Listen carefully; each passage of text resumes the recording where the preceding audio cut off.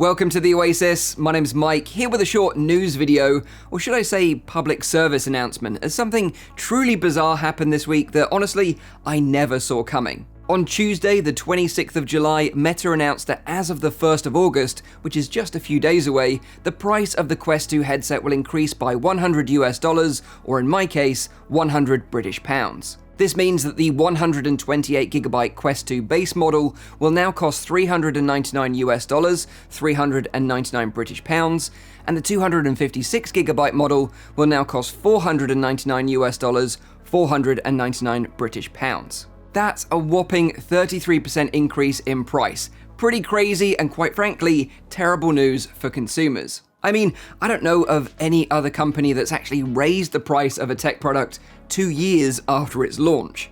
If you have any examples of where this has happened, then please let me know in the comments down below. So why has this happened, I hear you all asking? Well, first I'll cover the official response from Meta, and then I'll give you some of my own theories. So the official blog post states, "We're making a change that will help us continue to invest for the long term and keep driving the VR industry forward with best-in-class hardware, action-packed games, and cutting-edge research on the path to truly next-gen devices." The costs to make and ship our products have been on the rise. By adjusting the price of Quest 2, we can continue to grow our investment in groundbreaking research and new product development that pushes the VR industry to new heights. We have an ambitious VR hardware roadmap, beginning with the launch of our high-end headset Project Cambria later this year, and we plan to ship new generations of Meta Quest after that.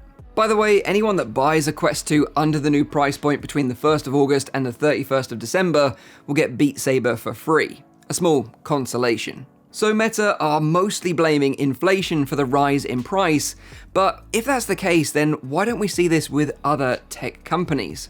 Reading between the lines of the official statement, I have my own theories as to why I think this is happening. Firstly, when the Quest 2 originally launched, we all knew the price was heavily subsidized. The tech inside the headset was easily worth more than the asking price, but they sold the headset at a loss to push the industry forward, which, in fairness to them, they did a very good job at. The sales numbers of the Quest 2 far exceeded everyone's expectations, but it did launch at an unprecedented time where most of the world's population was stuck at home due to COVID, looking for ways to be entertained, play games, stay connected, and keep active. So making a loss on each headset sold when you think you might sell around 5 million headsets might be okay. But when you actually go on to sell more than 10 million headsets, it becomes a bit of a problem.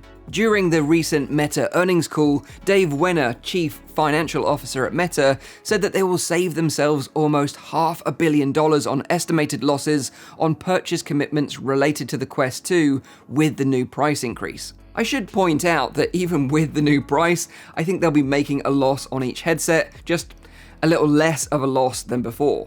Now, making a loss on hardware is actually quite common in the gaming industry, and generally companies make up for this loss with software sales. Like most companies, Meta takes a 30% cut of everything that's sold on their store. But my guess is that software sales have significantly slowed over the past 6 months.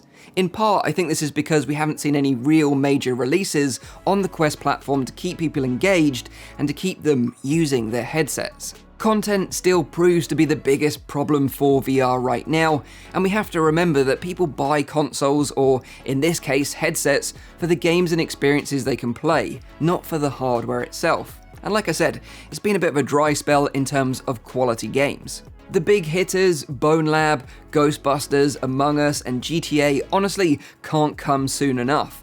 And with the recent news from Ubisoft dropping their plans for Splinter Cell VR, it's a big blow for both Meta and VR consumers. And my final thought on this is, why would Meta continue to heavily subsidize the price of the Quest 2 when there's no real threat of competition in the market from anyone else right now?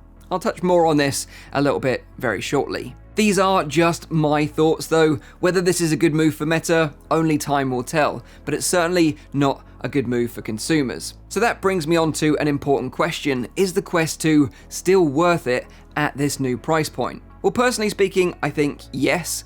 While this move certainly sucks for consumers, especially in these tough economic times, I still think even with the new price, the Quest 2 offers the best value for money of any VR headset available on the market right now. The Pico Neo 3 is its closest competitor, which is honestly pretty rough around the edges, and it will take a long time to develop its software and game library. It will be interesting to see what happens with their next headset though, especially now as they have the backing of ByteDance, who, if you didn't know, own TikTok. The upcoming PSVR 2 from PlayStation will likely take some of the spotlight away from Meta, offering a much higher fidelity VR gaming experience, but when you factor in the price of the console and the headset together, it'll be more than twice the price of the Quest 2. Even Meta's next headset, Project Cambria, is rumored to be around $800 to $1,000, mainly aimed at business and productivity, so the Quest 2 will still continue to be the flagship gaming headset moving forward, at least for the foreseeable future. So even now, with it starting at $399, the Quest 2 offers a lot of value for money,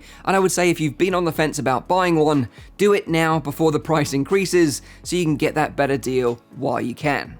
So that's the news. It'll be interesting to see how this price increase will affect the sales of Quest 2 headsets, especially over the upcoming holiday period. Also how this will affect developers with sales of VR games, and how it will affect the second-hand market, as people now might be able to sell their headsets close to the price that they originally paid for them if they're no longer using them. But please, let me know what you all think in the comments down below. I know I don't respond to all the comments, but honestly, I do genuinely read them all, so I'd love to know your thoughts. Leave a little like if you found this remotely interesting. Make sure you're subscribed for all my future VR content. And as always, I'll see you all on the next one. Cheers.